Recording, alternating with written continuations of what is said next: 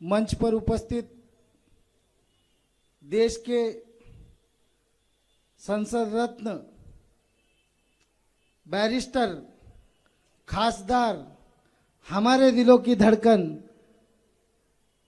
असदुद्दीन ओवैसी साहब, आपका भिवंडी में वेलकम है। पहले तो जोर से ताली बजाइए कि असद साहब का वेलकम भिवंडी करे।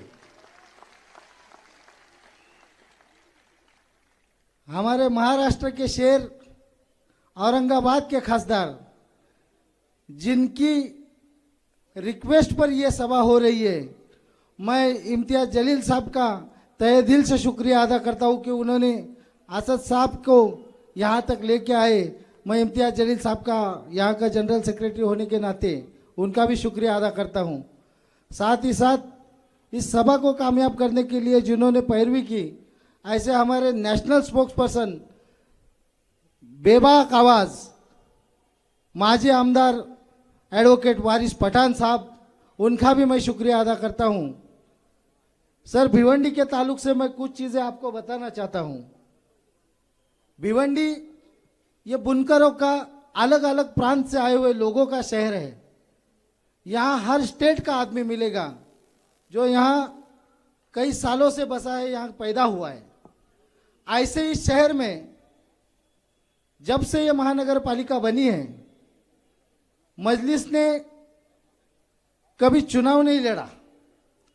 2019 में एमएलए का चुनाव हमारे जो सदर है मोहम्मद खालिद गुड्डू साहब, उन्होंने एमआईएम से चुनाव लड़ा और महज 15 दिनों के अंदर इस शहर ने उनको 45,000 वोट से नवाज दिया। ये मजलिस की ताकत है।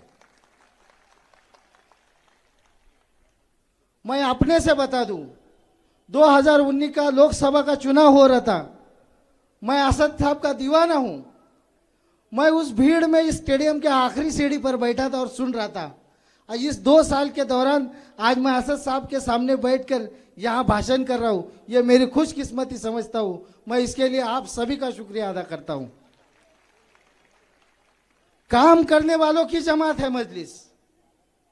मजलिस काम करने वालों का नाम है। डरने और घबराने की कोई जरूरत ही नहीं है।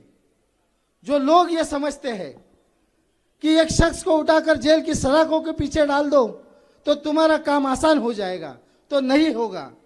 बाबा साहब की संविधान में इतनी ताकत है कि हर इंसान को इंसाफ दे सकता है। उस इंसाफ की लड़ाई लड़ने का काम यहाँ खड़े होकर हर आदमी करने की कोशिश कर रहा है। मैं खालिद गुड्डू के परिवार की हिम्मत की दाद देता हूँ। मैं आप सभी कार्यकर्ताओं की हिम्मत की दाद देता हूँ। भिवंडी शहर में कांग्रेस, एनसीपी और कोणार्क आघाड़ी, ये 3 यहाँ की लोकल, कोणार्क आघाड़ी जो पार्टी है उसके 4 कॉरपोरेटर है सर। वो 4 कॉरपोरेटर को कांग्रेस के 47 नगर सेवक चुन के आए। वो 47 में 18 लोगों ने उस कोणार्क को सपोर्ट किया और उसको महापौर बनाया, और उसके साथ बीजेपी के 12 लोगों ने उसको समर्थन किया, और उस 12 लोगों ने मिलकर, और उसमें से 18 जो कांग्रेस से चुनकर गए थे, इन लोगों ने मिलकर यहाँ का महापौर बनाया।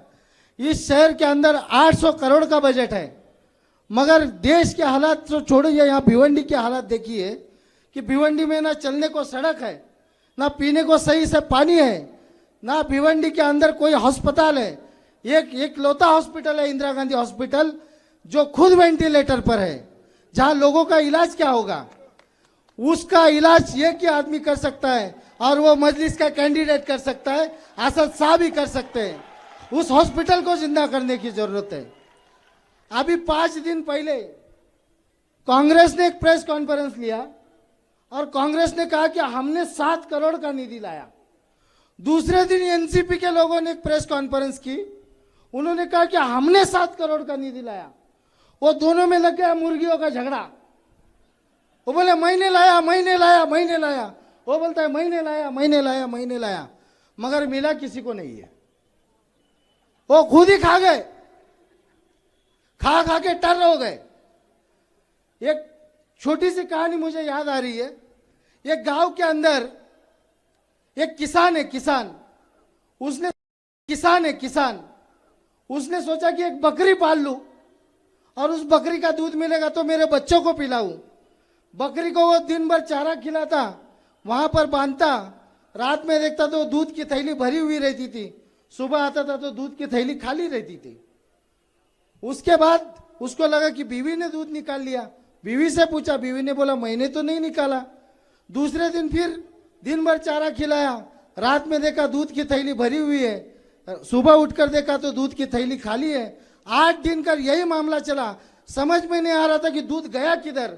तो उन्होंने तय किया कि हम रात भर जागेंगे और देखेंगे कि दूध की चोरी करता कौन है। तो वो दोनों रात भर जागे तो पता चला कि वो बकरी खुद का दूध खुद ही पी रही है। तो यही हालत इस शहर की है। कांग्रेस और राष्ट्रवादी ये दूध पी रहे, मलाई खा रहे, मक्खन खा रहे और शहर की जनता भूखी है, बेबस है, लाचार है। इसको बदलने की जरूरत है या नहीं है? क्या इसको बदलने की जरूरत है कि नहीं है? अगर इसको बदलना है तो किसको चुनकर लाना है? पतंग को कामयाब करना है, असद साहब को कामयाब करना है, इम्तियाज जलील साहब को कामयाब करना है। यहां इनको चुनकर लाया किसने, यह भी एक सवाल है। यह जो खिचड़ी यहां पर बनी है, भिवंडी महानगर पालिका की जो खिचड़ी बनी है, उस खिचड़ी को बनाने वाला कौन है? हम ही लोगों ने वोट दिया, इन्हीं लोगों को वोट दिया, तब जाकर इस कॉरपोरेशन के अंदर वो बैठे और उन्होंने यहां का माहौल खराब कर दिया। इस देश की नहीं तो ये भिवंडी की तो हालात खराब कर ही दी है। हम यहां पर अपने हक के लिए लड़ेंगे और भिवंडी को इंसाफ देने की कोशिश करेंगे। और इस कांग्रेस, एनसीपी, शिवसेना और बीजेपी की जो खिचड़ी महानगर पालिका में बनी है, इस खिचड़ी को हटाएंगे और एमआईएम की अभी बिरयानी बनाकर लोगों के अंदर बांटेंगे, अच्छा विकास देंगे। देश के अंदर क्या है, महाराष्ट्र के अंदर क्या माहौल है?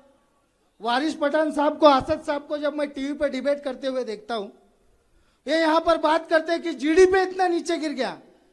असद साहब बोलते हैं कि जीडीपी नीचे गिर गया, लोग बेरोजगार हो गए, 45 साल में जितनी बेरोजगारी आनी थी उसके नीचे चली गई। मोदी जी, मिस्टर मोदी, सुनो मिस्टर मोदी, भाई असद साहब का दीवाना हूं तो असद साहब ऐसे ही बोलते हैं ना, सुनो मिस्टर मोदी। तो मिस्टर मोदी के जो चमचे टीवी पर आते हैं डिबेट करने के लिए, वो उनके पास कोई जवाब नहीं है। असद साहब जब उनको बताते हैं कि बताओ पीलू खान को क्यों मारा, बताओ तुमने पीलू खान को क्यों मारा, जुनैद को क्यों मारा, उनके पास कोई जवाब नहीं है। वो सिर्फ एक ही बात बोलते हैं, हमने धारा 370 हटाया, राम मंदिर, बाबरी मस्जिद, अभी नया लाए ज्ञानवापी मस्जिद। इनके ज्ञान में इजाफा करने के लिए बता देता हूं, ये टीवी पर जब डिबेट चलता है, धारा 370, बाबरी मस्जिद, राम मंदिर, जय श्री राम, विकास की कोई बात नहीं, तो मुझे जॉनी लीवर का एक पिक्चर याद आता है। अनिल कपूर उसमें हीरो है, जॉनी लीवर का पिक्चर है, उसका नाम है जुदाई। टीवी पर आप लोगों ने देखा होगा। उसमें जॉनी लीवर की जो बीवी है वो गूंगी रहती है, गूंगी, वो कुछ नहीं बोलती। उसको कुछ भी पूछा तुम्हारा नाम क्या है, अब्बा डब्बा चब्बा। तुम्हारे बाप का नाम क्या है, अब्बा डब्बा चब्बा। तुम्हारे माँ का नाम क्या है, अब्बा डब्बा चब्बा। तो टीवी का डिबेट भी ऐसे ही है, उनको कुछ भी पूछो तो ये 370, राम मंदिर, बाबरी मस्जिद, ज्ञानवापी मंदिर, अब्बा डब्बा चब्बा, अब्बा डब्बा चब्बा, इनके पास कोई जवाब नहीं। ये भारतीय जनता पार्टी और महाराष्ट्र की हुकूमत वो जॉनी लीवर की बीवी बने। आपको अगर बेबाकी से इस सवाल को पूछना है, कहाँ है मेरा रोजगार, कहाँ है मेरी शिक्षा, कहाँ है मेरा एजुकेशन, कहाँ है मेरा अस्पताल, कहाँ है मेरा संवैधानिक अधिकार, तो आपको संविधान रक्षक को बैरिस्टर असदुद्दीन ओवैसी साहब को कामयाब करना पड़ेगा, उनकी पार्टी को कामयाब करना पड़ेगा, यहाँ के मुकामी लोगों को कामयाब करना पड़ेगा। जो लोग काम करेंगे वो पार्टी में है, यहाँ मौजूद है, जो काम नहीं कर रहे वो घर पे अपने बवासीर का इलाज कर रहे। तो काम करिए, अपने अपने वार्डों में मेहनत कीजिए। और इसी के साथ मैं अपनी बात को रखता हूँ, आप सब बेताब है, मैं खुद भी बेताब हूँ बैरिस्टर असदुद्दीन ओवैसी साहब को सुनने के लिए। सर फिर से एक बार जय भीम, थैंक यू।